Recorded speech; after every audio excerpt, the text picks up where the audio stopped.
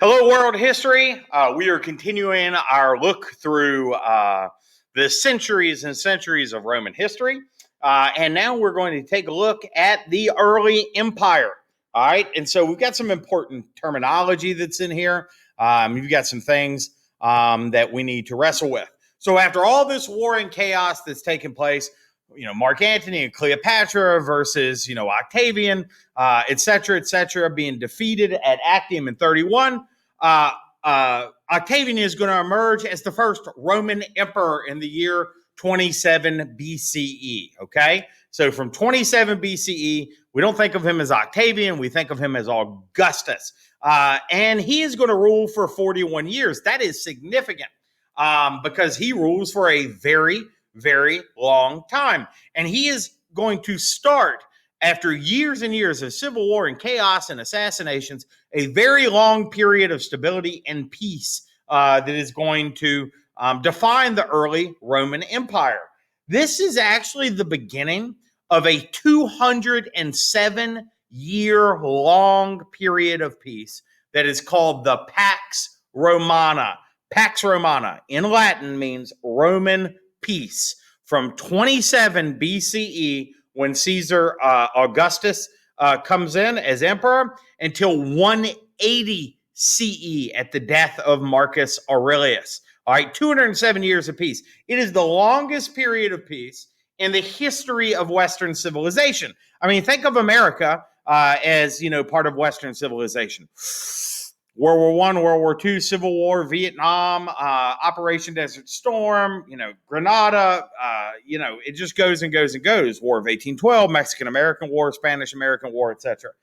207 years of peace. Now, look, don't make a mistake about this 207 years of peace, this Pax Romana. It's basically because guys like Caesar and guys like Augustus had killed almost everybody that could stand against Rome. But peace is what they had.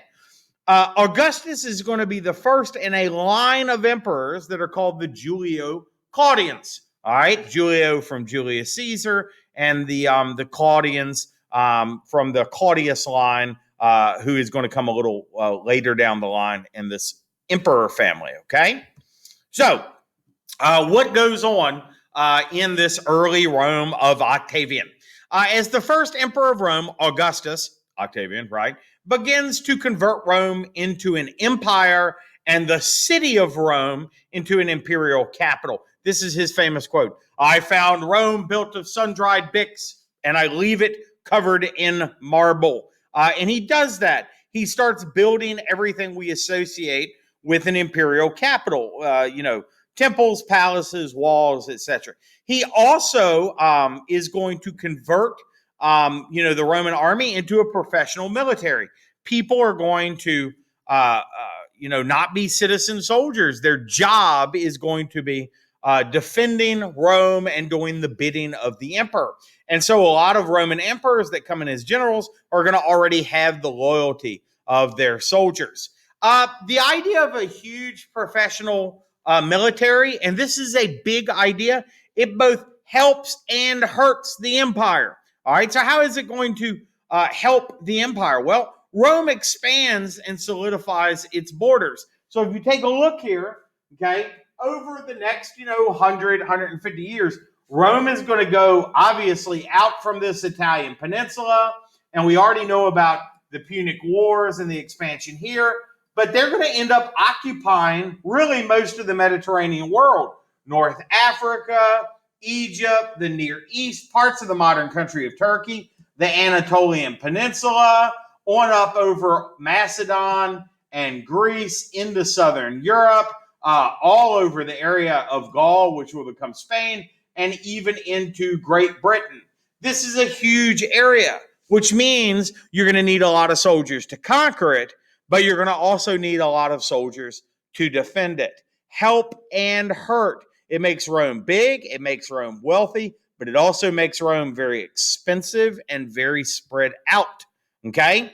Augustus and the emperors that come after him are going to control a specific military unit that just does their bidding. It is called the Praetorian Guard.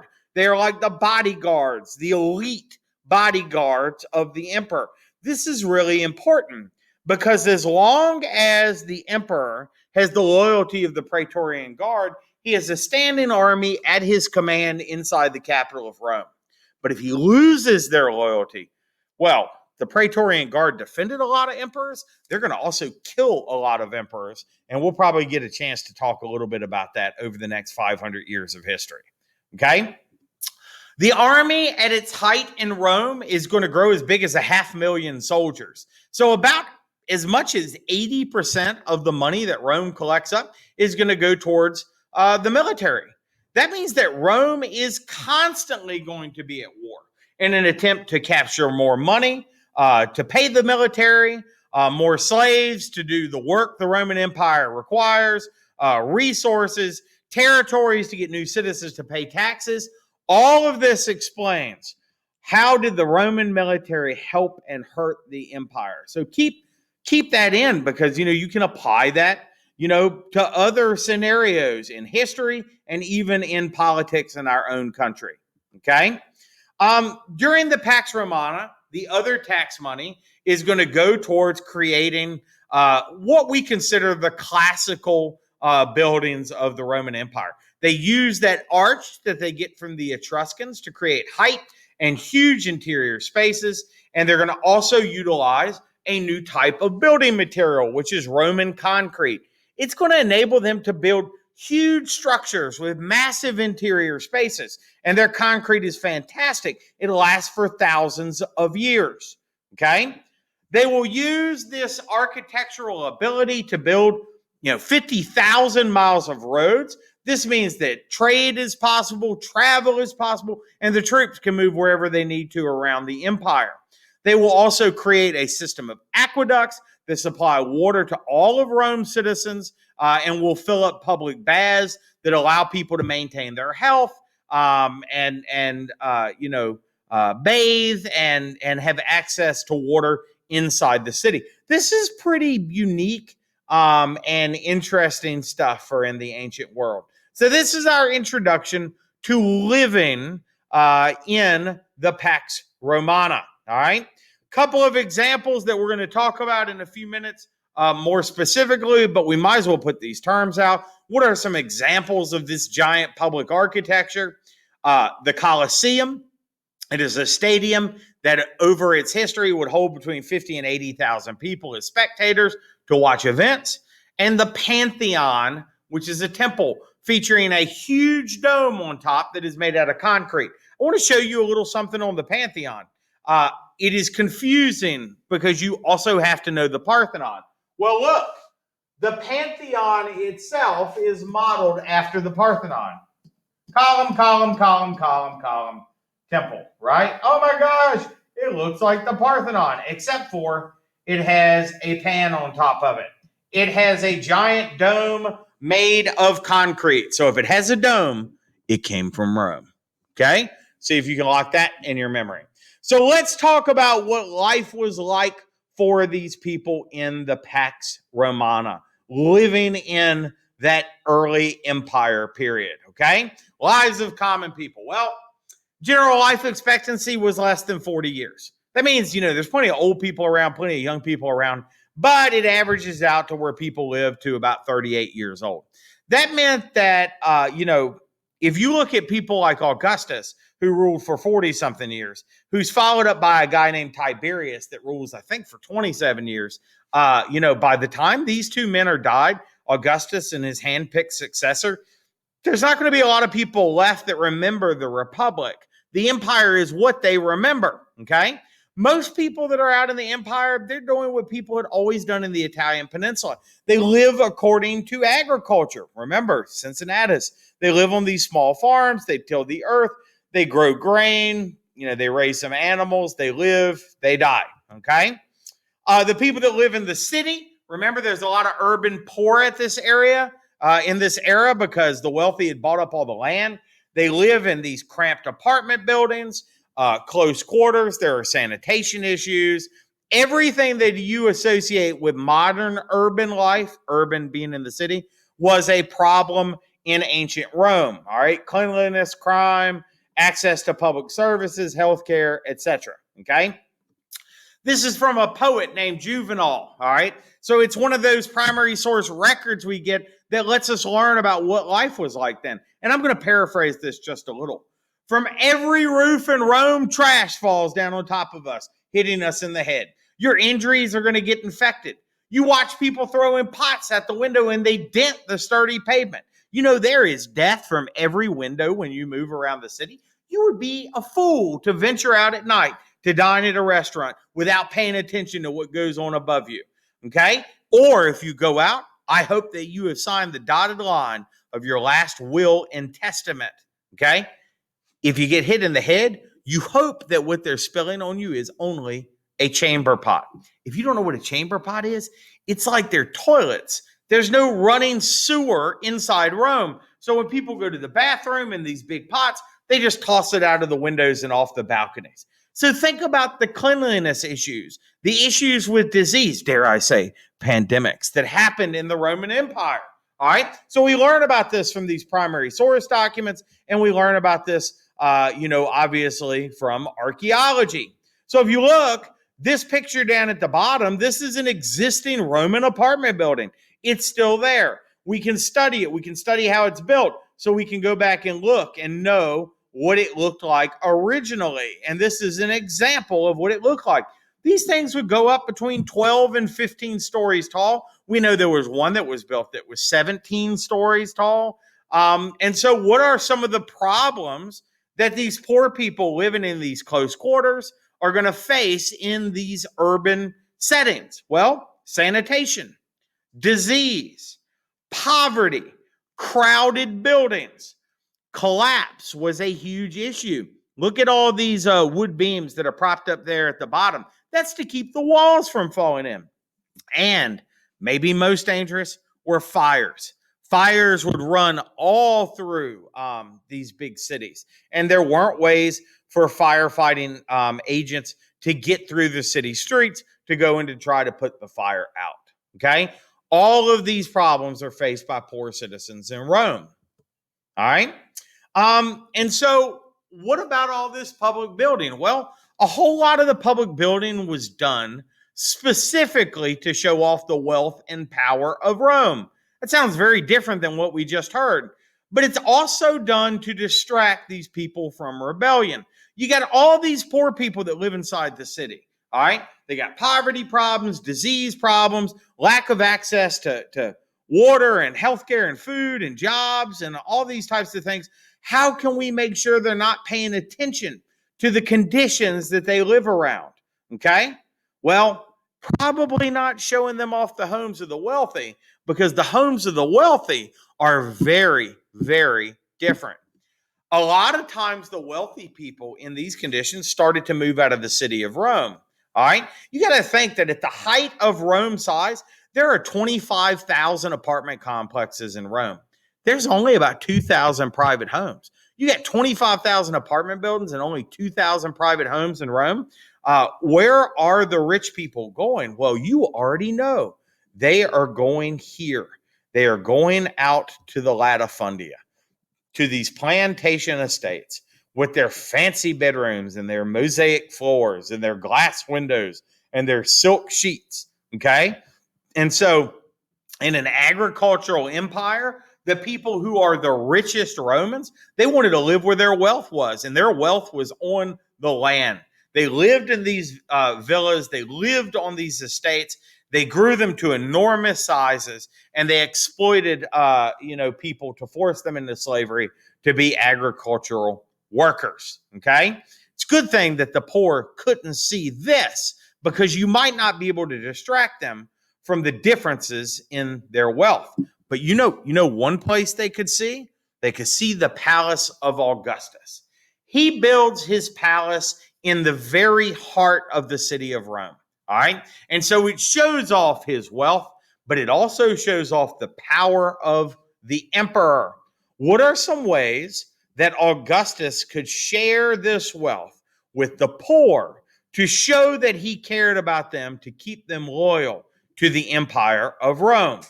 Well, he built something called the Circus Maximus. It held 150,000 people. It's a chariot racing stadium. People called it the bread and circus. When you would go in, and look, this is where the emperor would sit. He could walk directly out of his palace, sit in his box, wave at all the people, and anybody that went to the circus got free bread provided to them by the emperor. So imagine you're having a rough day. You go down and watch some chariot races. You wave at the emperor. You get a free chunk of bread. You leave and you go, well, gosh, that emperor is a pretty good guy. He built this place for us to entertain ourselves. Not that you're really paying attention to the rats in your apartment building or the fires on your city block. Okay? So again, the same thing. How do we know so much about Rome? We go in to places like Augustus's palace and we do the archaeological work to learn about it. Okay? What is a super famous example of a place in ancient Rome where we can study archaeology? Have y'all ever heard of Mount Vesuvius? All right. Mount Vesuvius was the site of a huge volcanic eruption in 79 BCE. And we're not studying this for the geological interest of volcanoes. We're studying this because it buried a town called Pompeii. Pompeii was a Roman resort town. And when the volcano at Vesuvius exploded, it would bury Pompeii under dozens and dozens of feet of ash, preserving it so that we could learn about it in the future. So why is it important? Well, look, we can go into Pompeii and we can see the paintings where they decorated their homes. We can see the archways, the sidewalks. We can look in their bathrooms. We can see their wedding portraits. We can get a glimpse into the private lives of the people that lived in the city of Pompeii. We can even get a glance at how they died. The ash would cover over people's bodies. And when we began to excavate Pompeii, we found people exactly like they died in the explosion at Vesuvius. We find a mother and we find, a man and a woman who had run away and been caught in the ash cloud and buried. We find a man in a basement cowering beside urns of wine, who was holding his hands up to his face, afraid that the volcano was exploding. We find a person who is buried where they got knocked over with their eyes still open, who was killed 2,000 years ago in this terrible explosion. A mother dropping her child when the volcano exploded. Okay? So why is it? I know everybody looks at this in horror. We even find their dogs wearing collars chained up in front of their houses. So why is it important? Well, from people's lives to people's homes to even the food that was sitting on their table, it is an amazing archaeological example of preserved Roman life. We get to learn so much about the Romans because so much is captured in the ash and in the earth of Southern Europe that tells us how they lived. Okay? So let's look at some things that contributed to how they lived. Let's look at some of the major construction accomplishments of the Roman Empire that were things that the wealth of Rome was invested in to make the lives of common people better. All right. Aqueducts. They're sort of like water bridges. All right. That's a way to describe them that allows you to recognize them when you see them. They are raised platforms that carry enclosures of fresh drinking water to the people of Rome. There were, over time, lots of aqueducts that ran into Rome, but also lots of aqueducts that ran into other Roman cities. They would go into the highlands that were close by. They would dig wells, locate water tables, and they would build the bridges all the way over, okay, until you get to the last section where they would pull out the dirt and release the water flow that would slowly, over a stretch of territory, go down just a little bit at a time until it would softly fill up a fountain in the middle of a Roman city with a continuous supply of clean water for people to drink. They built them in Egypt. They built them in France. And in a normal year, I would have you draw one out so you can recognize it. But today, I want you to describe what it is and why do aqueducts matter? Well, they supply Roman citizens with clean drinking water. The water is predictable. The water is fresh. They also encourage public health in urban areas where people are cramped into tight places where disease could break out. This is the biggest of the Roman aqueducts. This is the Aqua Marcia. It is 56 miles long and would deliver almost 50 million gallons of Rome to water a day. I took my pen and drew a little stick figure there so that you can see how big this thing actually is that carries water. If you look down here in red, this is a person standing that has been circled, and it gives you an idea of how big these water bridges, these tunnels for delivering water actually were. Okay? They built the Colosseum, and this one's important because it has a few different things you need to know about it. What was it? It was remember, the Greeks built stadiums in the middle of their cities, and the Romans were inspired by the Greeks. Well, it is a giant stadium for viewing bloody spectacles. Well, what does that mean? Well, violent things, spectacles, things that people can't look away from that would keep people entertained. What the Colosseum really served a purpose for was public relations. It's easy to forget all of your problems on Sunday when you can go watch the football game, or on Monday when you get to watch the Yankees play on TV, or maybe you're into NASCAR, or maybe you like to go hunting, or you play golf, or 100 other distractions away from the problems that exist in your life. Well, Roman citizens were no different.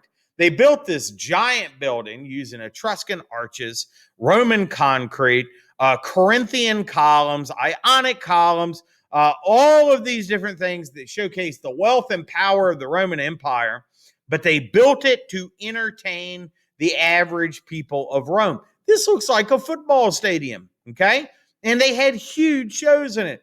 They would sometimes flood the interior down here, and they would have little boats that would sail around and have naval battles. They would have people fight lions with swords. They would have slaves that were specially trained as soldiers. They would execute criminals for the entertainment of the Roman crowds. People would come out here and make a day of it. It was going to see the games. So if you look at this artist drawing of what was happening inside the stadium, people are playing the harp. They are cooking dinner. People are hanging out with their friends. They are drinking goblets of wine. They're talking. They're spending their time playing cards and gambling. It was a place for entertainment. And over the history of the Roman Empire, from the building of the Colosseum until the collapse of the Roman Empire in the end of the 5th century, we know of about 1 million animals that were killed inside the stadium, and about 500,000 people who would be executed. Now, most of these people were criminals, etc., slaves, Greeks that were captured for fighting. But there's a couple of special designations that come up in our story of Rome that you should be aware of out of those 500,000 people. All right. So I said 1 million animals. You look here. You've got these people that are in charge of fighting wildebeest, fighting panthers, fighting elephants, and they're doing this incredible violence for the entertainment of the crowd. Now, you might think this is awful and horrible, and I understand. But how many of you have ever watched a horror movie where everybody gets killed in it? Maybe our weakest instincts are that violence entertains people sometimes. Action movies, serial killer TV shows, Saw, Texas Chainsaw Massacre. It's an extension of what was happening in Rome in the ancient world, okay? 50,000 people could sit in the bottom. 30,000 people could sit at the top. So what was it that they came to see? Well, sometimes they would come to see the best fighters that the Colosseum could produce, and these people were called gladiators. Gladiators were specially trained soldiers whose entire existence was aimed at fighting inside the Colosseum. All right. They were warriors trained for this type of entertainment. Bloody, violent, terrible. But, they were heroes in this aspect. Who was it that was famously put to death inside the Colosseum? Yes, criminals. Yes, Greeks, people captured at war. But a lot of our story will center on the executions of a small religious minority that begins to grow up in the Rome of the first century, the second century, and by the third century begins to take form as a organized religion. And this group is called the Christians. I know you are familiar with them. So, who was famously persecuted here? The answer is Christians. And Christians were fed to lions, and Christians were burned, and all types of things. But out of that 500,000 people, this number is probably somewhere around about 5,000 of this minority religious group would be persecuted in the Colosseum. And we'll talk a little more about why this happened and what it means in the history of the development of Christianity, because it does influence Christianity. Normally, I would have you sketch it, but not today. I want you to go into your key questions, and I want you to answer your questions about the Colosseum. Number 3, we've already mentioned this. This is the Pantheon. All right, what is it? It is a temple to all gods, not to one god, to all gods. Pan means all. So, Pan-American culture means the culture of all the Americas, right? It is a temple to all gods. It is styled like the Parthenon, but it also has that pan on top, that giant concrete dome. And so if you look at the interior space of the Pantheon, it is enormous. Look at this little fella down here. It's huge. And you see all this styling that is held inside. You see the Roman concrete. You see the Greek statuary here. We see the marble mosaic floors. We see the Corinthian columns that come to us from the Greeks. We're going to see the Etruscan archways that are held inside. But then we see the things that make it uniquely Roman. Here's an Etruscan archway. We see the dome, okay? This gigantic dome that is what the Pantheon is known for. This is the biggest interior space in a building for almost 2,000 years, okay? So, you're talking about a gigantic place. You don't need to know the name of this, but this hole in the center is called the oculus. It allows light to come into the building at all times. And yes, people want to be like, doesn't it rain in there? It does. The floor is sloped inward, and it has a little drain down here at the bottom to drain it. But it is this huge, impressive temple to all gods. That is the Pantheon. Now, when Rome stopped being a place that allowed the religion to worship all gods, it would be converted into a religion for one God. And that is when Christianity is going to rise up and become the sole Roman religion. And again, we're talking about Christianity shortly, and that will be an important part of our conversation. Okay? So real quick, let's finish up our public infrastructure. Major construction accomplishments. We've already mentioned this. We're coming back to it. Road building. Eventually, Rome is going to build 50,000 miles of Roman roads. It guarantees that soldiers can get around, but because the military is going to occupy this area for defense, it also guarantees safe travel and trade all over the Roman Empire. It's one reason they get to be so wealthy and so stable. These are expertly built roads that had a lot of engineering behind them. And if you go to places like Britain and France and Italy, you can still travel on Roman roads. Okay? You may have heard the saying, all roads lead to Rome. Well, because modern roads are constructed off the basis that was left by Roman roads, in some ways it's true. They were the first great road builders of Europe, and roads would flow in that direction. So you see how much it looks like veins, these main thoroughfares that people will travel across. So I put a heart around the city that captures Roman attention, which is the city of ancient Rome. Okay. What is the most famous road? It is sometimes called the Via Appia in Italian or Latin. We call it the Appian Way. It connects eastern Italy to the capital of Rome. It is 38 miles long. This is actually a non-photoshopped picture of the beautiful Appian Way. Now people go to it and they travel all over it doing bike tours, and you can ride the Appian Way. Very famous road. Comes up a whole lot of times in Roman history. And it will go across the Italian peninsula, connecting eastern Rome to the city of Rome. Okay.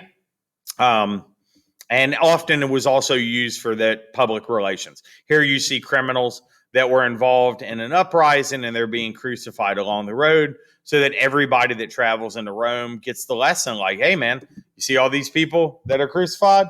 You probably don't want to do what they did. You don't want to fight against the Roman Empire. Obviously, also something that's going to come up in our historic discussion of Christianity. They built public baths, much like the Agora and the Forum. These are meeting spaces. But we look at the public baths along with the aqueducts and the water systems as showcasing this idea that the Romans really tried to do things to protect public health. I believe that this Roman bath is located in what is now southern Germany. This one is located, I think, in what is southern France. This one is in the United Kingdom. A whole lot of these baths, they're absolutely beautiful. They have these big pools. Several of them have been converted now into wedding venues. So you see, you've got these people here who are getting married in the light of this 2,000-year-old Roman architecture. If you ever get to travel in Europe, and I hope you all do, I have not yet, you can visit a whole lot of these public baths to get a sense of this architecture. Just to put it in the list, domes, domes, domes, concrete, concrete, concrete, arches, arches, arches.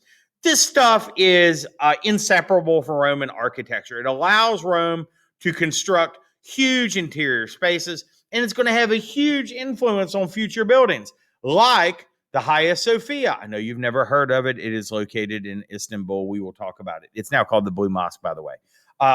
These original arches and concrete. Oh my gosh, look at this. It's the U.S. Capitol building.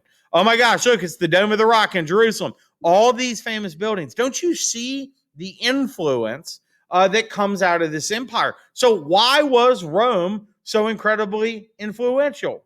Well, it is when we get to what is called the Common Era. All right. Remember how I keep saying, like, and in the year 27 BCE, before the Common Era, in the year 146 BCE, well, guess what? The Roman Empire is going to take us into the Common Era, 1 CE, up until today, 2020 CE. What is the Common Era? The Common Era is when Rome brings the whole world together, and what Rome touches and connects will never go back to what it was before. Rome will drink in the Mediterranean world, the world of the Greeks, the Hellenistic capital of Alexandria in Egypt that was built by Alexander the Great.